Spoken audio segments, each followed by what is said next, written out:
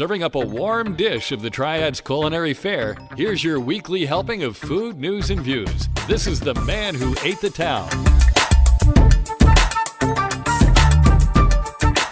Hey folks, and welcome to episode number 55 of the Man Who Ate the Town podcast. This is for the week of November 14th through the 20th, 2017. My name is Tim Beeman, and I am opening the recipe box.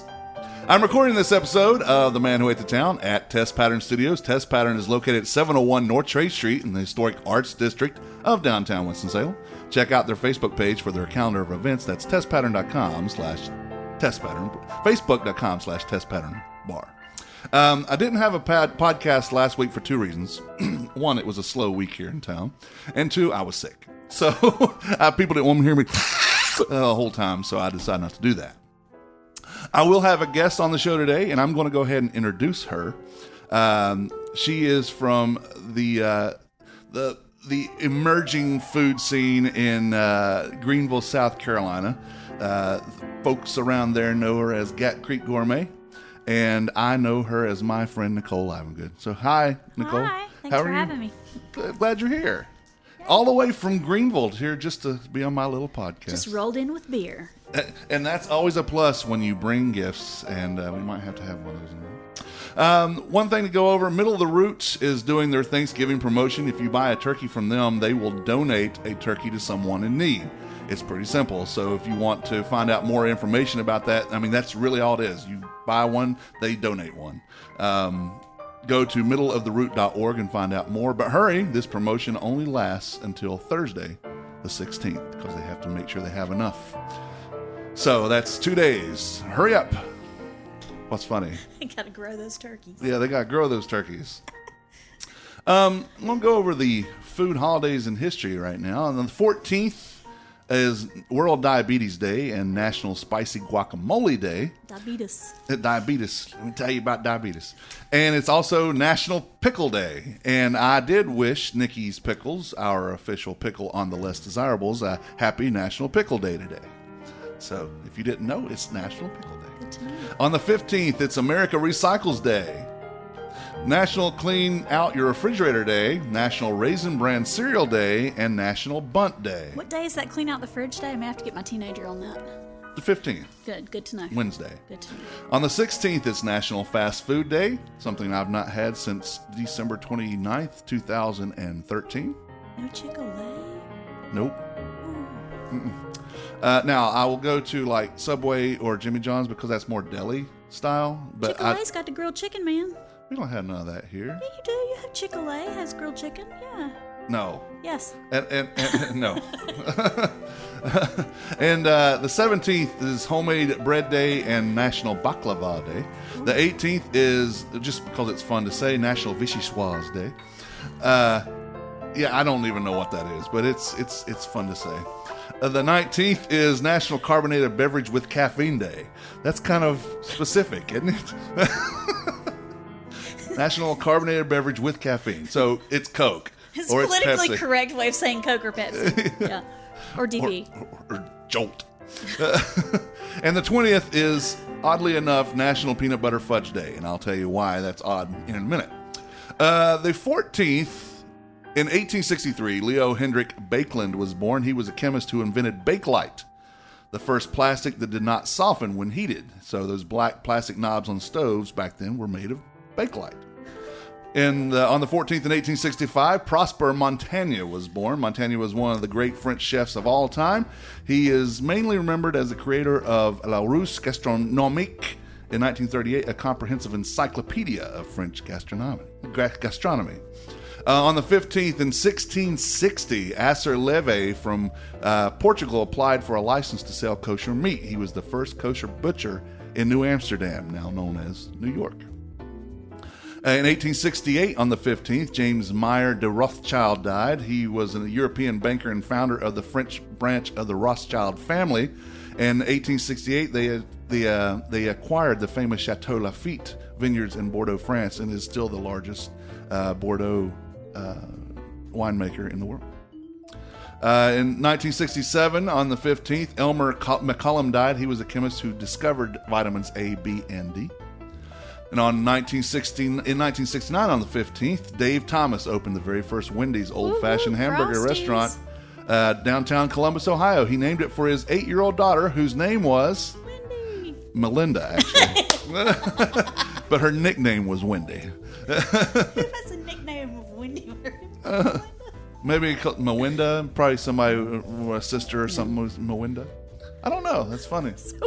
On the 16th, in 1620, the first corn was supposedly discovered by European settlers by some pilgrims led by Miles Standish while exploring the area near Provincetown, Massachusetts. They named that spot Corn Hill. Now, I say supposedly because I believe the corn was already here. I think it might have been. We discovered this.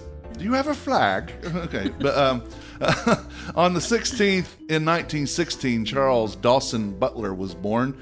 He was a voice actor. Now, you might think that has nothing to do with food, but wait. He was the voice of Captain Crunch, and he was also the Quaker Oats cereal mascot.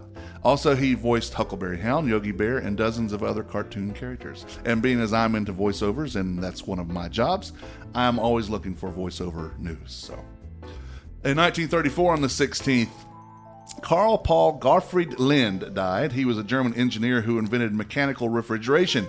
He developed it so beer could be brewed year-round. And because brewing requires low temperatures. So there you go. On the 17th, in 1749, Nicholas Appert was born. Appert was a French cook and inventor who developed the method of preserving food that we call canning.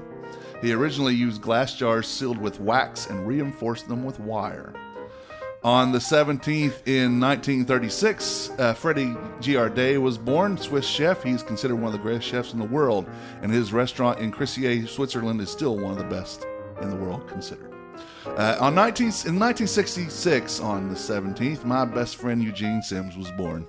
An important figure in my life, both professionally and personally. He doesn't like a big deal made of his birthday, so make sure everybody goes and says something to him. That's the way we do. On the 18th, of November in 1821, Jacob Schwepp died. That's right, of Schweppes beverages. A German watchmaker and amateur scientist, he developed the first practical and commercially successful process for producing carbonated mineral water. On the 18th, in 1857, Rose Markwood Knox was born. Rose and her husband Charles developed the world's first pre-granulated gelatin, eliminated the long, difficult process of making gelatin at home. So if you buy Knox in the store, that's where it's from. When her husband died in 1908, she took over the company, and for more than 40 years, she ran it. She died in 1950 at the age of 93, still serving as chairman of the board of the company. In 1952, on the 18th, Borden Company registered Elmer's glue. Now, you say, what does that have to do? Well, Elmer's also makes the milk company. They're a dairy company. And Elmer the bull is the spouse of Elsie the cow, which is the corporate symbol of Borden's. In 1966, on the 18th, American Roman Catholics were no longer required to abstain from eating meat on Fridays. Hallelujah. New Jersey Catholics, however, they still had to. No, I'm joking. I don't know anything about Catholicism. It's named after some guy named Cathol, right? On the 18th of 1970, Linus Pauling declares that large doses of vitamin C will keep the common cold at bay. On the 19th of 1966, Rocco DiSpirito was born. American celebrity chef and cookbook author. He is host of TV's Now Eat This and Restaurant Divided. In 1967, on that day, Casimir Funk died. Funk was a Polish-American biochemist who had come up with the word vitamine, later changed to vitamin. Or if you're British, it's vitamin. In 1980, on that day, Bill and his wife, T.J. Palmer, opened the first Applebee's restaurant, Applebee's Prescription for Edibles and Elixirs, and it was called in Atlanta, Georgia, the first one. In 2009, on the 19th, Nestle, one of the largest producers of canned pumpkin products, reports that there may be a shortage of its products because heavy rains interrupted the pumpkin harvest. In 2009, on the 19th, sugarcane stems in hand, thousands of farmers staged a massive demonstration in New Delhi, India, to pressure the government to increase sugarcane prices. On the 20th of November in 1758, Alexandra Balthazar Laurent Grimond de la Reynière was born. Now, I will not say that 10 times impressive. fast. He was a French writer and gastronome And notorious for his extravagant behavior, sharp wit, and dark humor, he is one of the first food and restaurant critics. The 20th in 1913, the National Biscuit Company, also known as Nabisco, introduced Mallomars, chocolate-covered marshmallow cookies. In 1962, on the 20th, Hardee's registered the name Hardee's. 1984, on the 20th, McDonald's sold its 50 billionth hamburger. 2004, on the 20th, Ansel Keys died, an American nutritionist. He developed the lightweight nutritionist K-ration during World War II, and he also identified saturated fat's role in causing heart disease. On the 20th in 2009, Kellogg's reports there will be a nationwide shortage of Eggo frozen waffles until the summer of 2010 because production has been interrupted at 2 of Eggo's 4 production plants due to repairs. There have been stranger things. And let's back up. The same day, 11/20/1970, Timothy G. Beeman II was born on a cold Friday. He brings joy and mirth to masses of people every day. And you may know him as the man who ate the town. And the reason that it's funny that the 20th is National Peanut Butter Fudge Day, my aunt, before we ever knew this, would always make me peanut butter fudge for my birthday. Because it's one of my favorite foods ever. What a coincidence. So I always thought that was funny. So special thanks to James Eller for helping me compile the holidays in history for this That's week. a lot of stuff. So, Nichole. Hi. Hi. How are you? Good. How was the drive? Good. Stopped in Hickory, my favorite art museum. Yeah. I didn't even know Hickory had an art museum. I am a collector of folk art, like outsider art, folk art. And so the Hickory Art Museum upstairs has a ginormous collection of outsider art. Seriously, the first time I went, I walked up there and bawled my face off. I was crying so hard. It's like the most amazing. They have stuff from that you just can't. These people are gone. I mean, yeah, it's amazing. It's a neat place. But there's an artist called Leslie Hamlin that makes these like fiber doll things. Sure. And that's the only place I can find her stuff. So I stop and look for her stuff every time I'm in town. Is she local to Hickory? Oh, I think so. There's a coffee shop in Hickory downtown, and I can't remember the name of it. I want to say Bean something, and they used to carry your stuff, but they don't anymore, so I have to go to the art museum, but love it. Yep. So, for my listeners who do not know, Yeah. Tell us about Gap Creek Gourmet. I am a food and travel writer based in Greenville. I was one of the first food bloggers in Greenville, me and I think this other guy named John Malik. We were the first 2 that I know of food bloggers in Greenville, South Carolina back in the day. So I'm kind of like the grandma of food bloggers. And now there's a whole bunch of youngins behind me doing what I did. But now I'm more into food and travel writing, and I actually have a PR company. I'm a chef publicist. My main client's in Hendersonville, North Carolina. It's Jesse Roquet from Never Blue. And I'm just a champion of chefs and food, and I hear you, sister. Yeah, I know. That's what I like to think that I do. yeah, that's what I do. I'm not. Some people, you're a food critic. No, I'm not a food critic. I will critique food. Yeah. But I do, as I say on here, food news and views. Yeah. And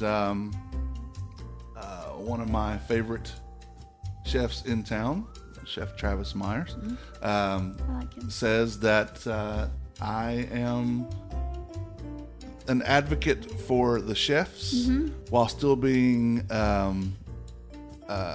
voice for the consumers. Yep, same. And Yeah. I love especially Winston-Salem. Greensboro is starting to come around. A couple of other local, Wilmington does it, but not a lot, and Asheville may.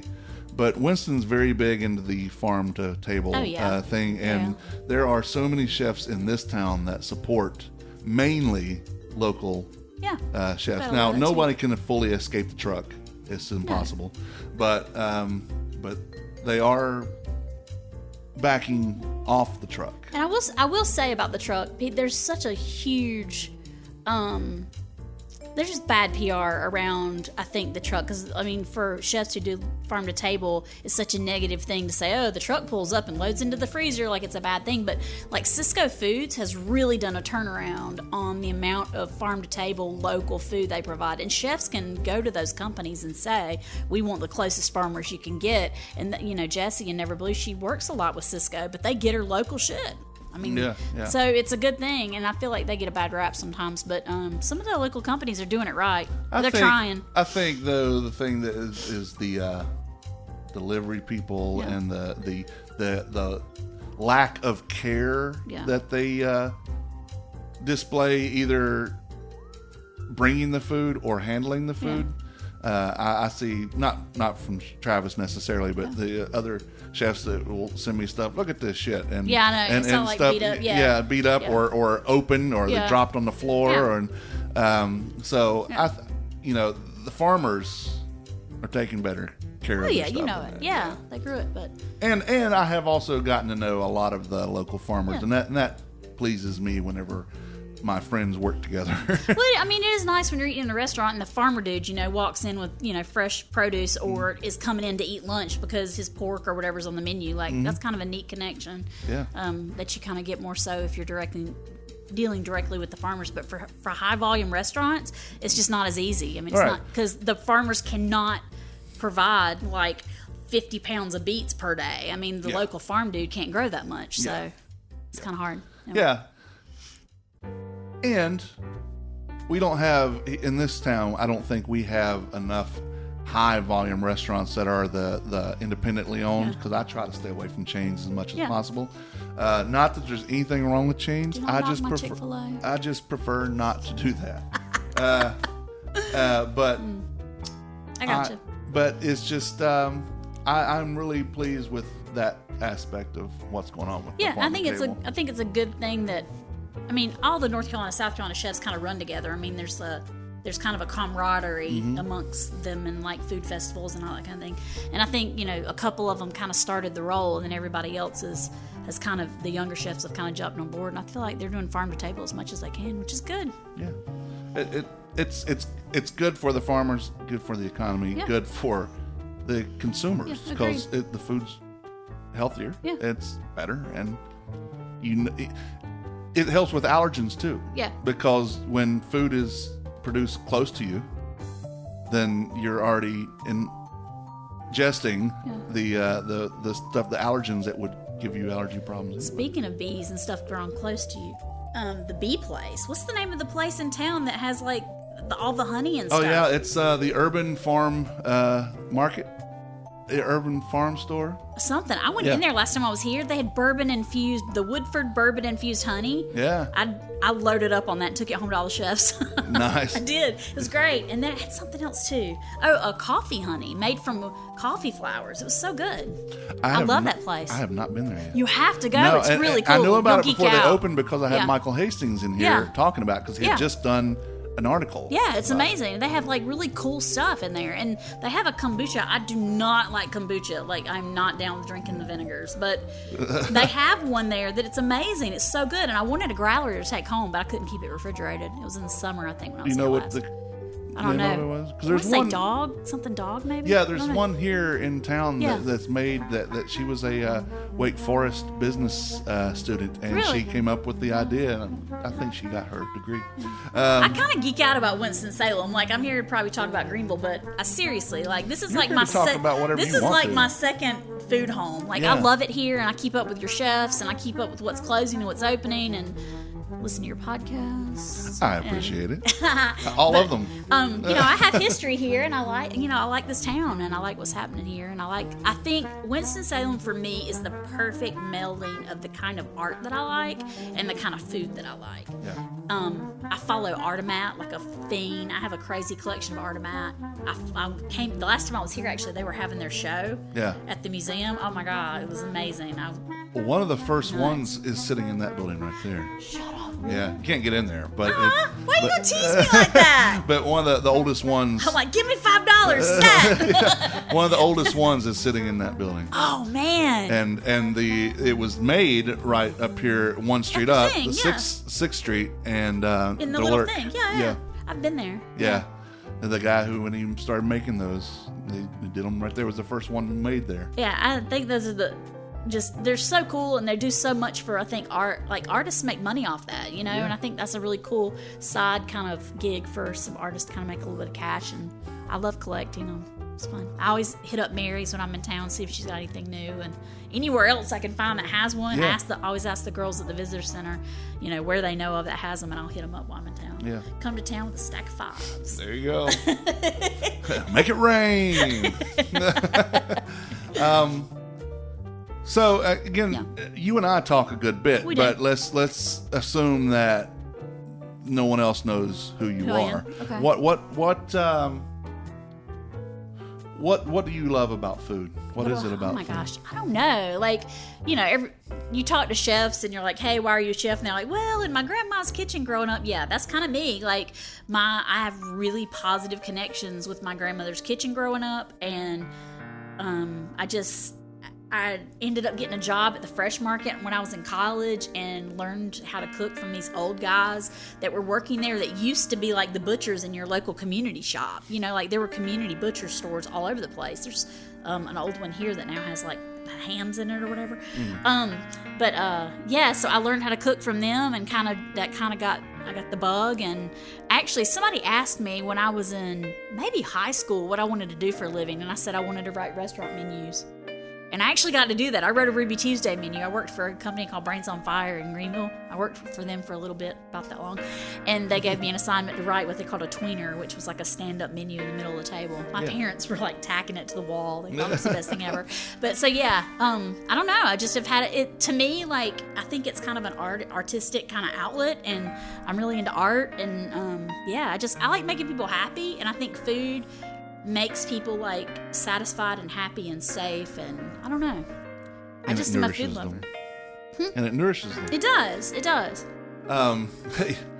It's funny, I grew up with family members that cooked, but other than my sister, I don't know that there was a lot. I mean, I have an aunt that was really, really good. When I was younger and first married the first time and learning to cook and stuff, I would call my aunt to ask her questions, but I didn't really grow up around cooks. Yeah.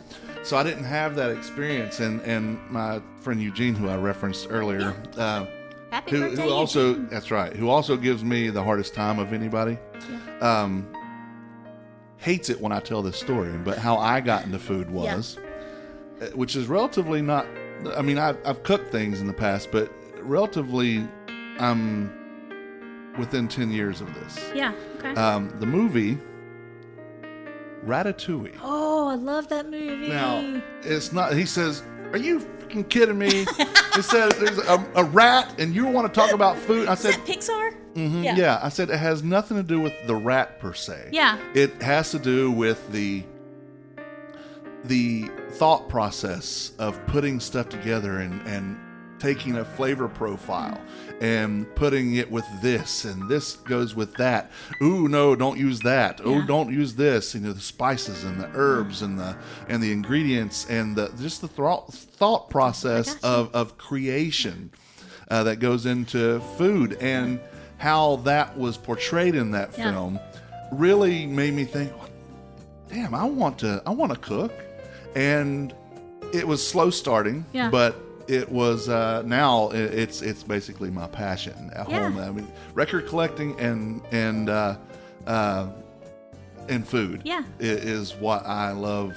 Yeah, I dig grocery shopping. Yeah. Like, grocery shopping is like the bomb. I go to a new city, I'm like, what small, local, like, look that I can sink my teeth into? What do you have here? We have Swamp Rabbit Grocery at home, and it is like awesome. Local vegetables, produce, local purveyors, local products like sodas and ice cream and meat and cheese and anything, and they make stuff there on site. It's awesome. Yeah, we don't get a whole lot of that. That's one thing we're missing. Yeah, it's awesome.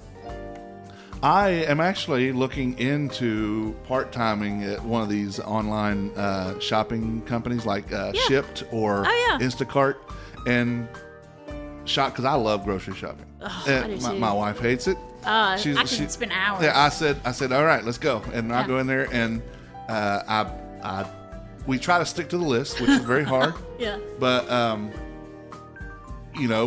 we go, and I love doing that. And I'm like, if I could do that and get paid for it. Yeah.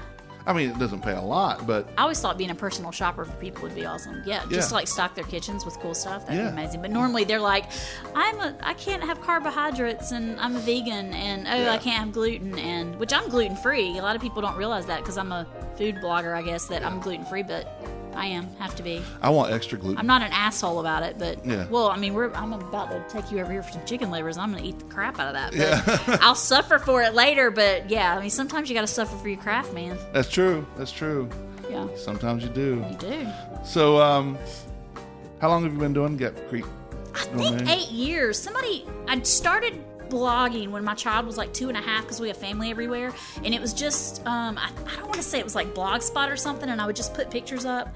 I was a poet in high school, college, and I was published and all that kind of stuff, so I'd put my poems up, and then I started freelance writing, and so I'd do a little bit of that or whatever on there. And then a friend of mine was like, hey, you love food so much, why don't you be a food writer? And I'm like, oh, that's kind of a cool idea, because nobody was doing that really at the time in Greenville. We just weren't there yet. Yeah. And it's like, okay, cool. And I was like, what do I name it? I was like, I don't want to be Greenville blogger, Greenville anything, because eventually, like, I may not be here. I don't know. Yeah. So he was like, why don't you call it Gap Creek Gourmet? Because I live on Gap Creek Road. He's like, why don't you call it Gap Creek Gourmet? I was like, sure, whatever.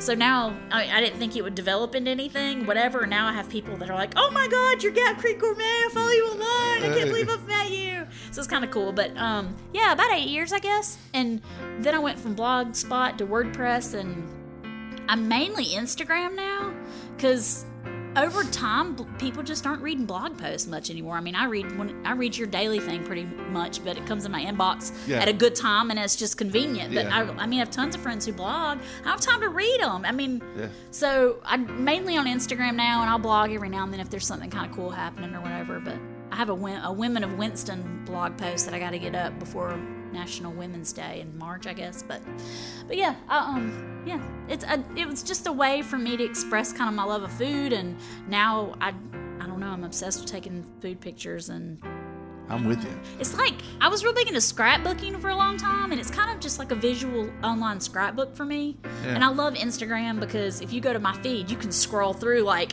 8 years of Instagram or whatever, however long I've been Instagramming. I guess it's 5 years now or something. But you can scroll through and see all the photos of everywhere I've been and all the things I've eaten. And you'd never do that with my blog. You'd never go through and like dig up all the posts I've ever written. So. Well, the good thing with Instagram is it's already there. It is. And with the blog post, you have to take it and you have to transfer it and you have to put it on wherever. People do not realize there was a blog post I did that in Greenville about a restaurant that actually was before its time in Greenville. If this place had opened now, it would be in all the major media. It's a place called The Owl.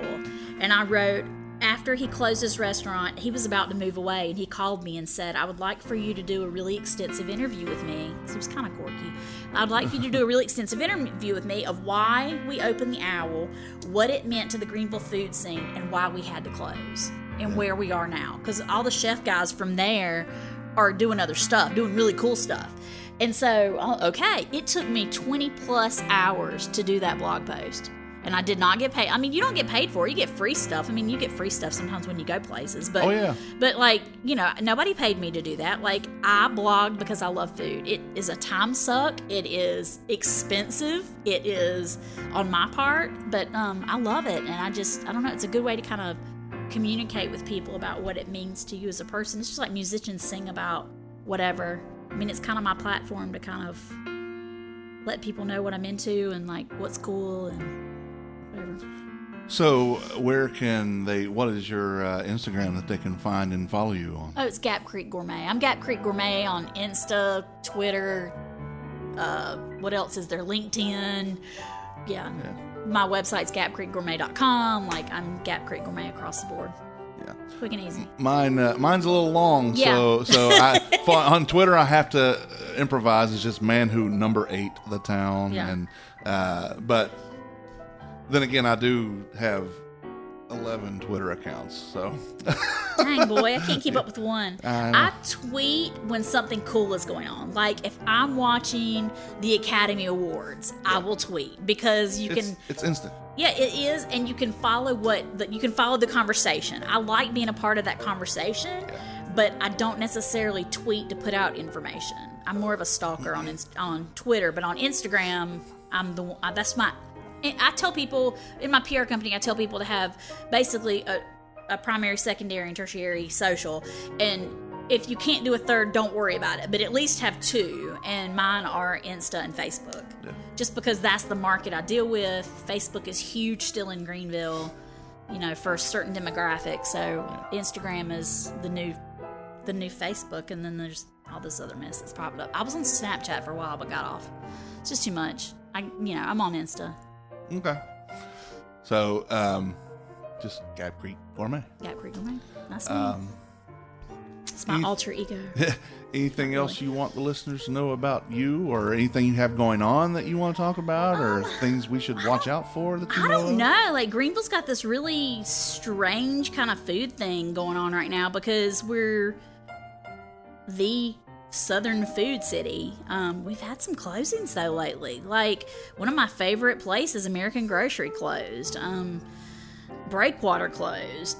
Diner 24 closed, which is weird. It's owned by the Bottle Cap Group, and they just spent a ton of money redoing this building and creating this old, 1960s diner. Yeah. I think it was open 4 months and closed.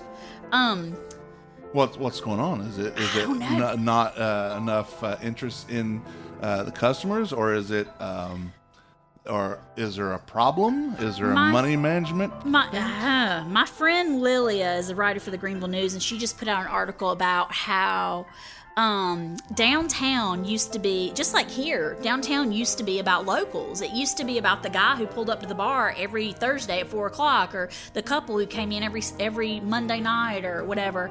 And Greenville is such a tourist town now that a lot of the restaurateurs are seeing a drop off in their locals and are seeing a lot of tourist population. And I mean, tourist population's good, but I don't know that that's a bread and butter necessarily for a restaurant. Yeah. And even me, I mean, Travelers Rest and Greer and Malden and Simpsonville and all these outlying places have all these great restaurants now. I don't necessarily have a reason to drive into downtown Greenville, fight for a parking space, pay to park, whatever. It's so much easier to meet my friends on the outskirts of town at these great little new restaurants that are open. And I think downtown's seen a little bit of a pull from that. Yeah. Well, here we have some outlying restaurants, but it's not pulling from the downtown so much, but we are having a problem. I think we're having a problem with identity. Yeah, it's not. We are definitely a foodie town. Yeah. Oh yeah, more so than Greenville, I think. I would much prefer to come here for dinner if I could. Yeah. But they're also it's a tug of war between the locals who want to have things, and the local who don't want the crowd. Yeah, well, Greenville went through that. Yeah, hello, you moved to the entertainment district, you moved to the restaurant row. Yeah, there's going to be crowds. Yeah, you moved there because you want to be part of something, and you don't want to be there. Yeah. Shut the hell up. Yeah, I know. We kind of been through that in Greenville too, but right now, seriously, if you had been in Greenville 3 years ago and come back, condos are going up like a mofo downtown. Like, every single corner feels like it has condos on it, and parking's an issue, and traffic is an issue, and there are restaurants opening up in areas where there is no parking at all. Yeah. So we're having, that's kind of been a struggle for downtown growth and development. Exactly what's happening here. Yeah. Or what is happening. Well, I came downtown one night. Last time I was here, we were downtown one night. It took us forever to find a parking space to go to the bar. Like, oh my goodness. Yeah. And they are putting up 2 major apartment complexes are in works right now. Luckily, they're going to have the one down here in the Innovation Quarter anyway is going to be attached to a large parking deck. Oh, sweet. Do you know what the going rate on the housing is downtown now here? The newest apartment complex downtown is the 757 North buildings. Yeah. And I believe they're, for a 2-bedroom, they're $1,500 right now. I think a studio apartment in downtown Greenville is $1,200 a month. Yeah. Tiny studio apartment. It's insane. Yeah. Where are these people come from? Well, the thing is what I've said is that Winston's becoming so proud of itself that it's going to get rid of the people that made it cool. Yeah, that Greenville, it's such a tongue. I hear it said very tongue-in-cheek lately because of people getting frustrated with the fact that downtown, it's great, and tourism's going to be wonderful. It's going to be like a new Charlotte, but I just, to me, it's like, that's where I grew up. I mean, when I was in high school, you could not go downtown. There were crackheads living in the Poinsett Hotel. And now you can't even walk downtown Main Street because it's so long and there's so much going on. You have to drive from one to the other, and there's all these little outlying areas, and it's just, I don't know. Growth is good and growth is bad, Yeah, there was a trade-off. Yeah. Trade Street used to be known for a whole different kind of trade. Yeah, for real. It was here in Winston. It was that's where you went to get your prostitutes. Yeah. Unless you were gay, then you go to Liberty Street. But luckily they cleaned all that up, and I don't know if I wouldn't say blame, but for that the revitalization of this street is Finnegan's Wake. Yeah. It wasn't the first restaurant on this block. That would have been Sweet Potatoes, and then Sixth and Vine right around the corner. But the revitalization of Trade Street started when Finnegan's Wake opened. Well, I think Sobeys in downtown Greenville, they're owned by Table 301 Group. And I think Sobeys was kind of our turning point. They were our first Southern cuisine restaurant. I think Stella's in Simpsonville came shortly after. But Sobeys was actually one of the first. They were kind of my turning point in food because they were at Fall for Greenville, which a lot of people joke fall down for Greenville because it's massively crowded and lots of alcohol. Mm-hmm. But they do have some decent food there sometimes. And one of the things they have is Sobeys crab cake, and that I had it when I was a late teen, maybe early college. I had their crab cake, and I was like, "Holy crap! This is what food's supposed to taste like." That was my first fine dining food that was not steak and potatoes, and I was like, oh shit, there's a whole new world out there of food for me. And then I was all over food magazines, and that kind of set me off. I think that was my ratatouille. Yeah, on my blog, The Man Who Ate to Town, there's a description of thing that said, if I can't pronounce it, I want to put it in my mouth. Yeah, because I didn't realize that was I didn't know that's what it was. I grew up in my younger years was in a very small town in West Virginia, and we had no restaurants there. We had to go to the grocery store and have overcooked steak that was just my parents, if there's pink in there, you're gonna get sick and die, man. It's shoe leather, and I didn't really care for steak without putting a bunch of ketchup. And, we went through bottles of ketchup in my house. A1 and Worcestershire for me, all of it. 57 sauce right here. Yeah. And then we moved down here, and I started saying, let's just go medium well. Yeah. And then, let's try medium. And now I'm rare. Yeah. I want my meat rare. I don't want it bloody, but I want it really, really pink. It changes the flavor. It changes the texture. It changes the way you digest the meat. Of course. It's just different. Well, that's what I always say to my parents who still eat their stuff. They have gone back to a little bit to medium well. But I said, the longer you keep it on the grill, you're only tasting the grill. Yeah. Do you like that charcoal? Do you want to eat it? Yeah. Go buy some Kingsford and eat it on your plate. That's all you got at that point. For real. But I want mine. My honeymoon, I was in Paris for 4 nights. 3 of those nights I had steak tartare. I wish I could get behind steak tartare and tuna tartare. I just can't. I want to, but I love sushi. Don't like tuna tartare. I had the first steak tartare I ever had was at the Admiral in Asheville, and flavor was great, spot on. It had a quail egg on top. It had a duck egg somewhere on there too. It was really, it was good, but I don't know. It's just a mental thing. I can't get behind it. Can't get behind octopus. Those are smart fuckers. I'm sorry. If your food can figure out how to unlock its cage and find its way back to freedom, I don't know that you need to be eating it. We don't eat gorillas. You know what I mean? They're so smart. I just can't deal with it. It's a mental thing. I can't get over it. But I love octopus too. It tastes fine. Mental thing. Can't do it. Yeah. No, I like it. Beef tartare, steak tartare, What won't you eat? asparagus. Oh, really? I hate asparagus. Oh, this is hilarious about asparagus, though.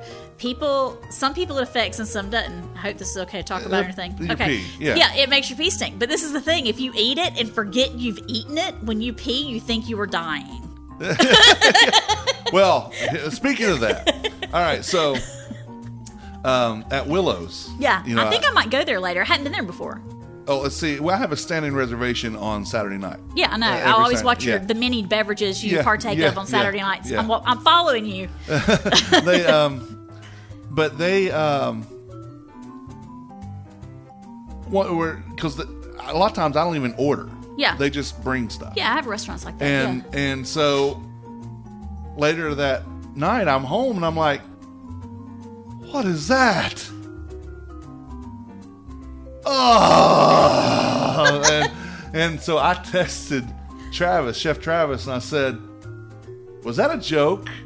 He's like, what are you talking about? and I said, it wasn't him.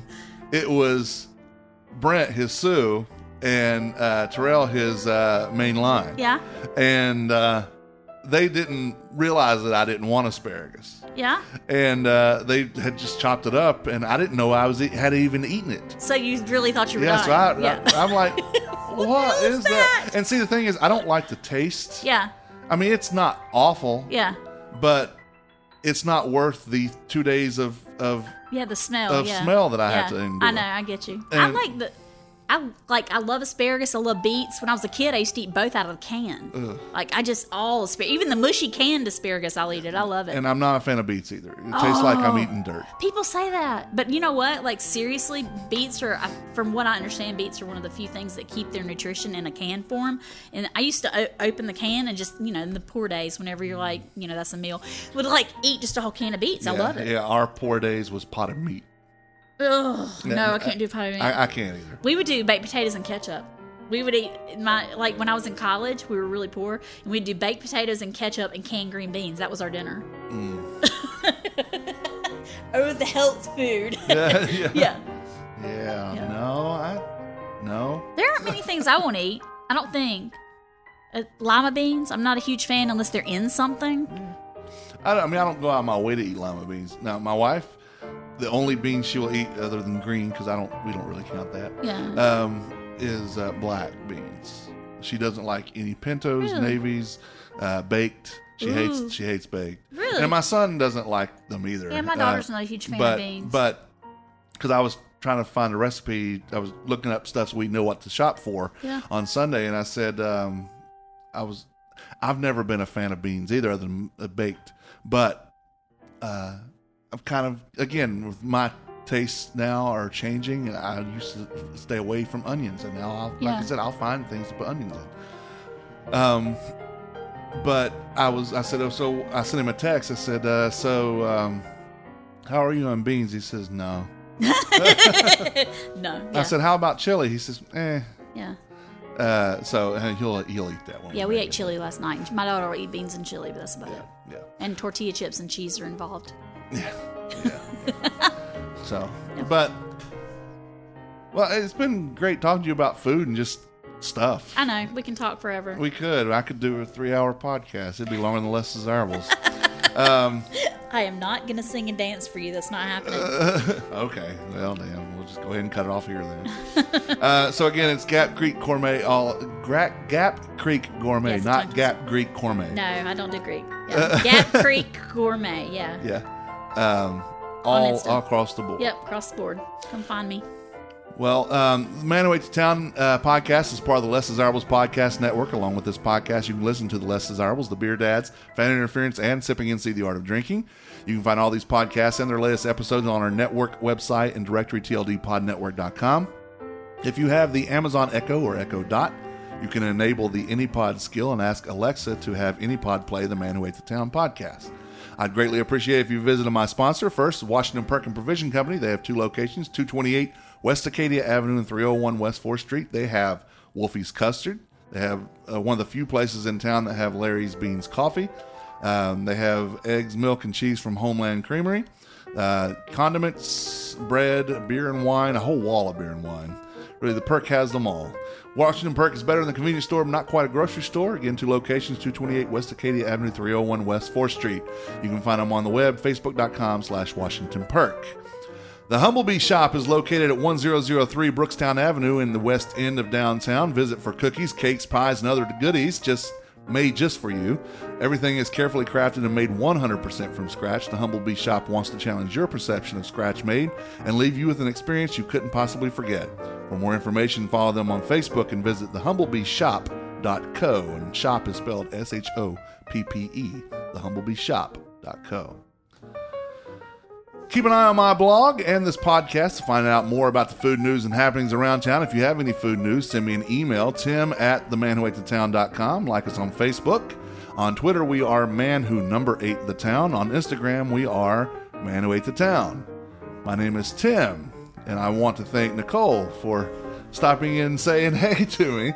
And she's taking a selfie. I am. I'm waving. And thank you for being here. Yeah, thanks for having me. And thanks for the beer. I can't wait to try it. If it's okay with you, because you have voiced how much you like the Beer Dads, I'm going to share it with them. Sweet, do it. And we'll take them and we'll give you thumbs up for it. There you go. Yeah, do it. And promote you, the Gap Creek Gourmet, on the Beer Dads. Sweet. But yeah, thank you for being here. Yeah, no problem. So, I'll be back. Of course. My name is Tim, and I am now closing the recipe box. Until next time, thank you for eating. Thank you for listening. Bon appetit. The views and opinions stated by me or any of my guests are solely those of ours and do not necessarily reflect the opinions of our hosting companies, distributors, enemies, friends, or relatives. This podcast is copyrighted and cannot be reproduced or distributed without express written consent of the man who ate the town, that's me, and Such Limited Inc. However, if you ask nicely, we'll probably let you.